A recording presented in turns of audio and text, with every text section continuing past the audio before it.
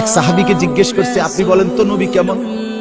উনি বলছে কাসিমুল ওয়াজহ, এক শব্দ কইছে, মানে হলো তিনি ছিলেন এমন যার প্রতিটা অঙ্গ, চোখ, নাক, কান, হাত, আঙ্গুল, ঠোঁট, প্রতিটা অঙ্গ যদি আলাদা আলাদা দেখি তাইলে সবচেয়ে সুন্দর, সারা অঙ্গ যদি একসাথে দেখি তাইলেও সবচেয়ে সুন্দর।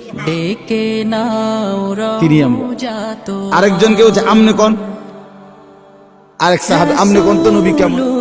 উনি বলতেছে আমি কইতাম না, তিনি ছিলেন এমন ওয়াসিমুল ওয়াজহ, তিনি ছিলেন এমন যাকে একবার দেখলে আবার দেখতে মন চায়, দ্বিতীয়বার দেখলে প্রথমবারের চাইতে আরো সুন্দর মনে হয়, যত তারে দেখি তত আরো সুন্দর লাগে। তিনি রাসূলুল্লাহ সাল্লাল্লাহু আলাইহি ওয়াসাল্লাম। আহা মুসলমান, কাকে ছেড়ে দিলাম, কার সুন্নাত ছেড়ে দিলাম?